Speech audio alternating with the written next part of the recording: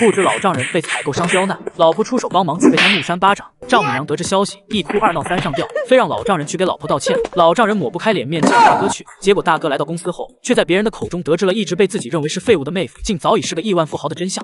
唐景松刚进门，宋月如连忙站起来问：“怎么样？那边买水果了吗？”唐景松点点头道：“买了，6万块钱。”宋月如闻言别提多高兴了，她满意的看着唐景松道：“他们真买了呀，那可真是太好了。以后如果有这个销路，我们的水果生意就不愁了。”没想到唐景松哼了声：“我可没答应以后给他们送水果。”宋月如听得一愣，随后焦急的道：“啊，为什么不答应啊？你又搞什么幺蛾子？不是谈成了吗？干嘛不送？”唐景松气不过，快速的把那边发生的事情说了一遍。宋月如得知小学同学临时反悔，不愿意要货，也很气愤。可当他听到唐景松说打了唐仲威几巴掌后，心里的火气顿时压不住了。你是不是有病啊？唐景松闻言愕然的看着他：“我怎么有病了？”宋月如一脸愤怒的道：“你如果没病，打自己闺女干什么？她过来帮你，怕你这个当爹的吃亏，你不屑她就算了，打她干什么呀？本来她日子就不好过，你还这样，不是让她去死吗？”其实唐景松心里也多少有点后悔，只是嘴硬道：“谁让他跟那个叶枫一起？”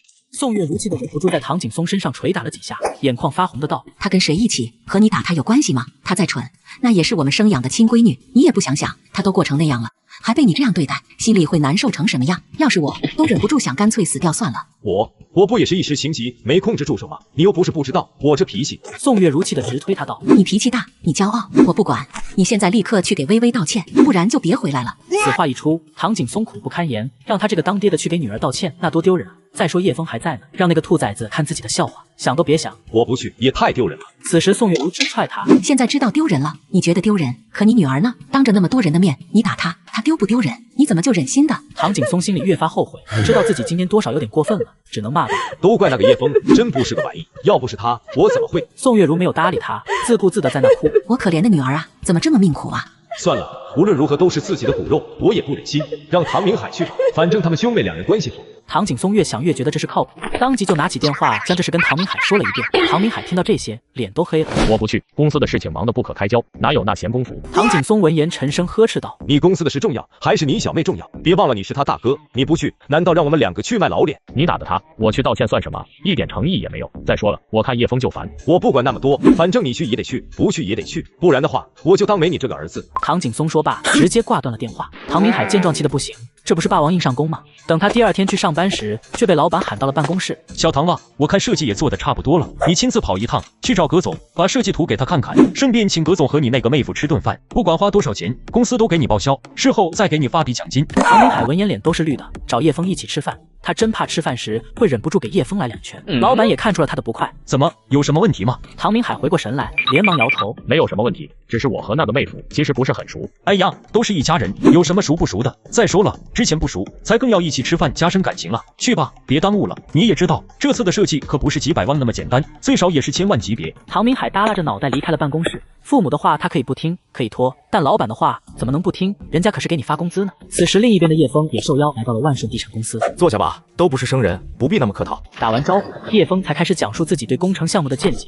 此时唐明海也来到了万顺地产总部，却发现秘书不在办公室，他赶紧喊住了一名旁边经过的员工：“你好，苏秘书不在吗？他们都在会议室听叶先生开会呢，你可以去那找他。”唐明海闻言好奇极了：“叶先生？哪个叶先生？能在万顺地产开会的人，一定是上层的大人物吧？”这让唐明海联想到了叶枫，同样姓叶，人家给万顺地产开会，他却要靠着卖老婆换取荣华富贵，这差距实在大得惊人。此时员工给他指了指会议室的方向：“你可以去那边看看。”唐明海见会议室门口挤满了人，连忙走了过去，这才看到美艳动人的苏秘书。此时他正带着些许崇拜之色，一动不动地望着会议室里面那个开会的叶先生到底有多牛逼，连苏秘书都看得两眼发光。唐明海也想走过去看看，可惜人实在是太多了，他只能冲着苏秘书喊：“苏秘书，苏秘书！”苏秘书听到他的声音，连忙从人群中挤了出来：“唐先生，您怎么来了？有事吗？”设计图做好了，老板让我送过来给葛总看看效果。唐明海拿出设计图后，又瞥向会议室的方向问：“是不是现在不方便啊？”苏秘书笑了笑道：“没有什么不方便的，叶先生开会一向简洁利索，估计用不了太长时间。要不然这样，您先去休息室等一会儿，等他们结束了，我去喊您。”唐明海犹豫了下，然后不好意思的道：“我能不能问下，里面那个叶先生是什么来头啊？是不是省里什么大人物？”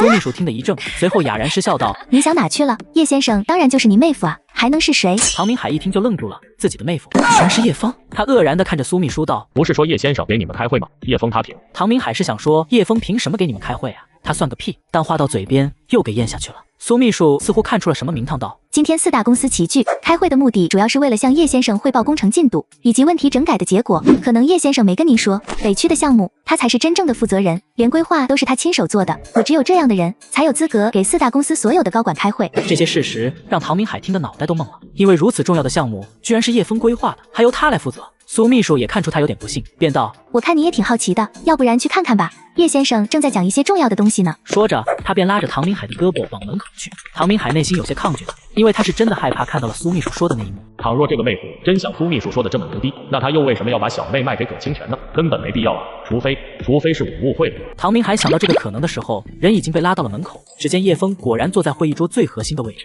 左右坐着4大公司的实际控制人，听得也很是认真，就像在台下听课的学生。居然真的是叶枫，所以这一切都是真的。唐明海忽然意识到自己是真的误会了叶枫，可他实在想不明白，多年前那个一事无成的废物，怎么就能做到这一步的？他凭什么？苏秘书站在旁边低声道：叶先生不经常来公司的，但他的名字公司上上下下每个人都知道，威望高得很。上回他一个人去巡查工地，发现了很多问题，把4大公司的高管训得够呛。这次开会其实也有一部分是在做自我检讨。苏秘书是在刻意给叶枫抬身份，他说的越多，唐明海心里就越慌。您是在开玩笑吧？我这个妹夫能有多大本事啊？怎么可能去？这话我可不同意啊！叶先生的能力有目共睹，之前葛总一直想聘请他来公司，哪怕让他做总经理都行。可叶先生一直没同意，最后好说歹说，才勉强愿意做3年的荣誉顾问，1年拿1200万的工资，外加高管级别的分红。可大家都知道，这点钱叶先生根本不放在眼里，人家只是单纯想把北区项目做好点而已。唐明海听得愣了神，他忽然想起了那栋别墅，那辆奥迪 A8，所以这真是叶枫自己买的。叶先生的本事那真不是吹的，